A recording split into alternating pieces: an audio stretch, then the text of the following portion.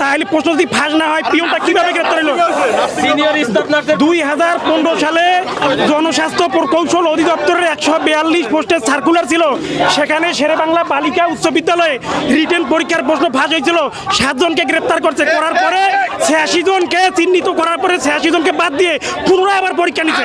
দাঁড়ান, 2017 সালে নার্সিং এর পরীক্ষা হয়েছিল, সেখানে প্রশ্নপত্র ফাঁস হওয়ার অভিযোগে নার্সিং এর পরীক্ষাটা বাতিল করা হয়েছে।